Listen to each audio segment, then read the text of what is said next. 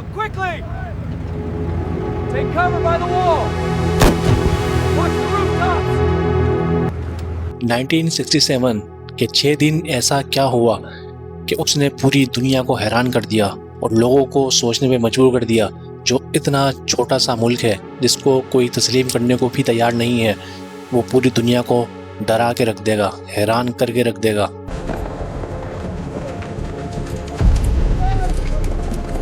इसके पीछे क्या राज है हम आपको बताएंगे। ये बात है अरब और इसराइल की जंग की।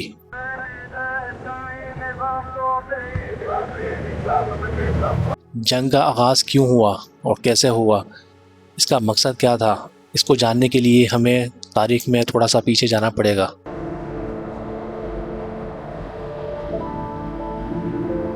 दुनिया के नक्शे पर एक ऐसी सरजमीन है जहां पर दो कौमें अपने अपने हक का दावा करती हैं। एक तरफ है अरब,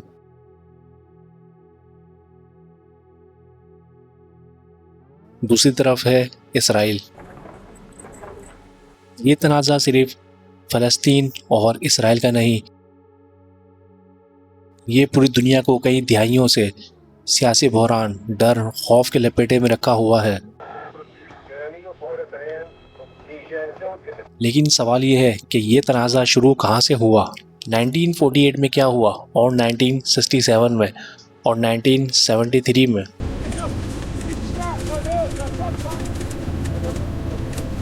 और 2023 में ये सब हम आपको बताएंगे। पहली जंग अजीम के बाद जब सल्तनत उस्मानिया ख़त्म हो गई, उसको ख़त्म होने की क्या वजूहात थी, अंदरूनी साजिशें थी या लोग अयाशी में पड़ गए इस वजह से। जैसे ही सल्तनत उस्मानिया ख़त्म हुई, एक तहरीक ज़ायनिज़्म, उन्होंने मुतालबा किया कि हमारी एक अलग रियासत होना चाहिए जिसे हम ज़ायनिस्ट भी कहते हैं। लेकिन दूसरी तरफ अरब सदियों से वहाँ पर आबाद थे।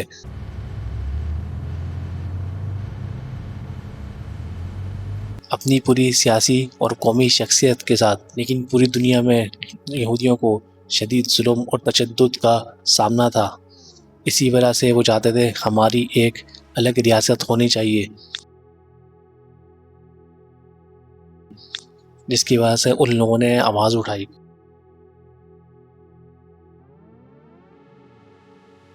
नाज़ी और जर्मनी की होलोकॉस्ट ने इस मसले को शदीद संगीन बना दिया था। दूसरे जंग अज़ीम के बाद यहूदी रियासत का मुतालबा और शदीद हो गया।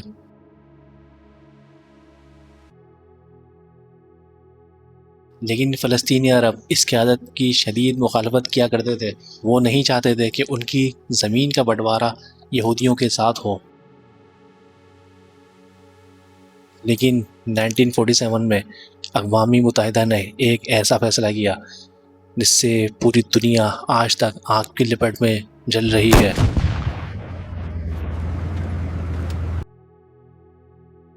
उन्होंने फ़लस्तीन को 2 रियासतों में तक़सीम करने का फ़ैसला कर दिया।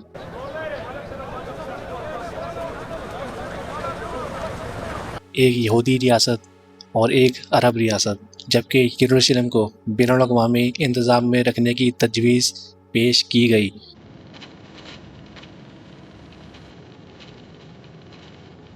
यहूदी क़यादत ने इस तक़सीम को तो बख़ुशी तस्लीम कर लिया, लेकिन अरब रियासत ने इसको बिल्कुल भी तस्लीम नहीं किया।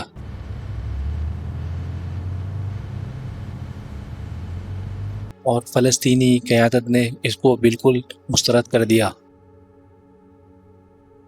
उसके बाद फ़लस्तीन में यहूदियों और अरब गिरोह में शदीद तशद्दुद बढ़ने लगा।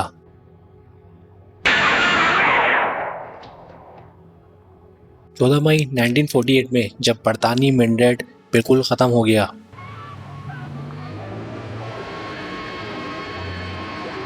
तो डेविड ने इसराइली रियासत का खुलकर ऐलान कर दिया।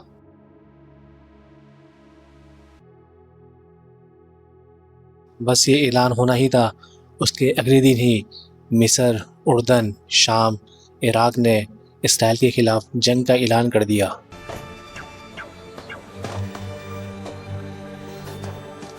ये पहली अरब और इसराइल की जंग थी। ये जंग कई माह तक जारी रही, लेकिन जंग का सबसे बड़ा नुकसान फ़लस्तीनियों को हुआ, जो कि 10 लाख लोग अपने घर से बेदखल हो गए। फ़लस्तीनी इस दिन को नुकबा के नाम से जानते हैं, यानी तबाही का दिन। 1949 के बाद दुनिया में नक्शा पहले जैसा नहीं रहा। अक़वाम मुत्तहिदा में जो नक्शा इसराइल को दिया था, लेकिन इसराइल ने उससे ज़्यादा जगहों पे कंट्रोल कर लिया और कब्ज़ा कर लिया।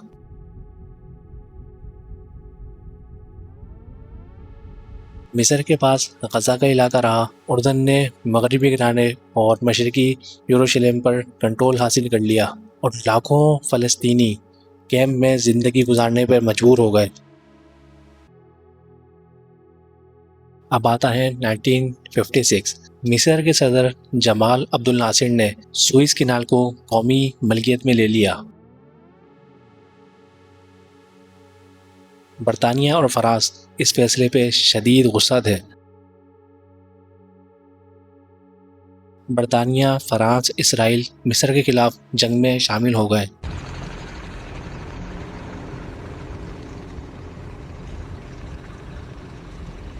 इसराइली फ़ौज ने सहराई सीना पर पेशकदमी की, लेकिन शुरू में अमेरिका और सोवियत यूनियन के कहने पर उनको पीछे हटना पड़ा। तो ये जंग कुछ दिन के लिए रुकी, लेकिन अरब और इसराइल की दुश्मनी बहुत ज़्यादा बढ़ गई थी।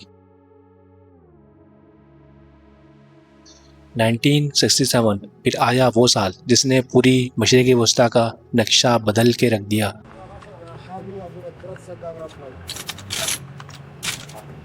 मिस्र, शाम, उर्दन के दरमियान इसराइल की दुश्मनी शदीद बढ़ गई थी और ये शदीद दुश्मनी के बढ़ते हुए वो कुछ भी कर सकते थे। 5 जून 1967 को इसराइल ने मिस्र और शाम के ख़िलाफ़ बहुत बड़ा फ़ज़ाई हमला किया।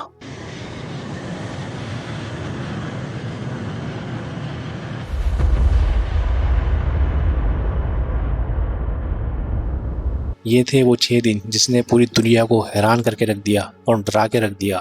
इस 6 दिन में पूरी जंग का नतीजा सामने आ गया था, लेकिन इसके पीछे क्या गहरा राज था, क्योंकि ऐसा ही दावा अमेरिका ने इराक पे हमले से पहले किया था। लेकिन वो 20 साल तक लड़ता रहा, फिर भी कोई नतीजा नहीं निकाल सका। लेकिन यहाँ पर इसराइल ने 3 मुल्कों को एक साथ 6 दिन के अंदर हरा दिया था, जिसकी वजह से अवाम में गुस्सा और ज़्यादा बढ़ गया।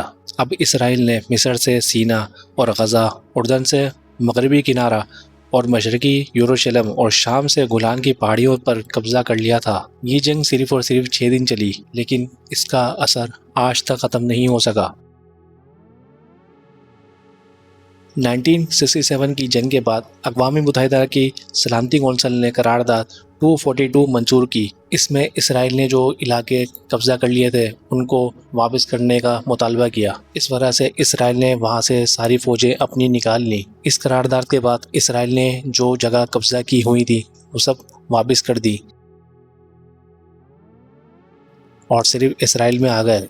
6 साल बाद 1973 में मिस्र और शाम ने फिर इसराइल पर हमला कर दिया।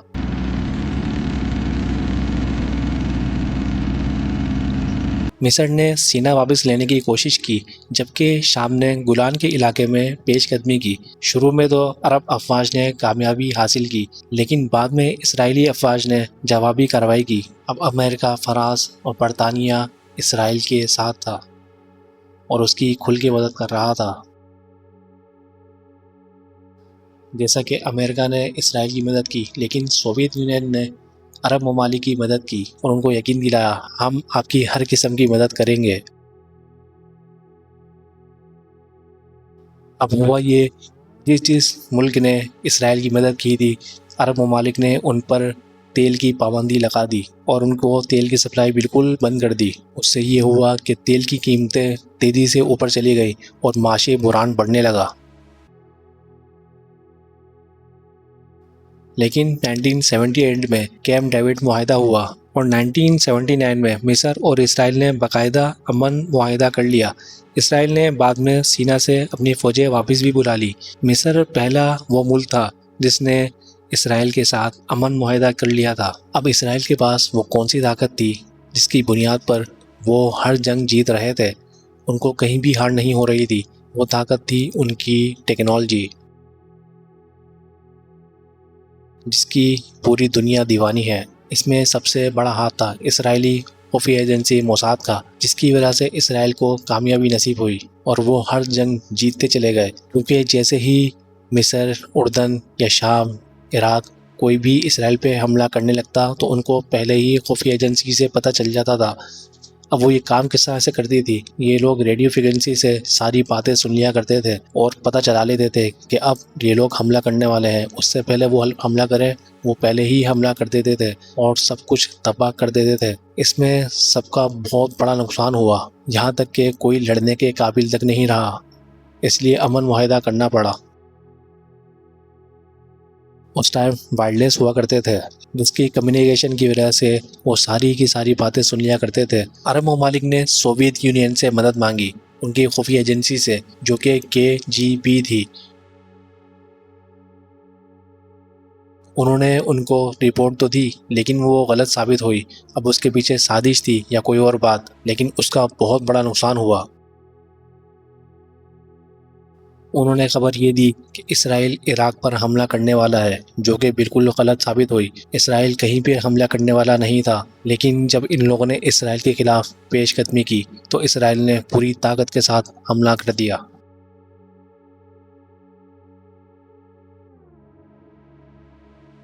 इसके नतीजे में अरब को बहुत बड़ा नुकसान उठाना पड़ा। अब उनके पास कोई ऐसी चीज़ नहीं बची थी जिसके ज़रिए वो लड़ते। ना उनके पास जहाज़ थे, ना टैंक थे, सिर्फ और सिर्फ थोड़ी सी ज़मीनी फ़ौज थी और दूसरी तरफ थी बहुत बड़ी बड़ी ताकतें। अमेरिका, यूरोप, फ्रांस सब इसराइल को सपोर्ट कर रहे थे और आज तक कर रहे हैं।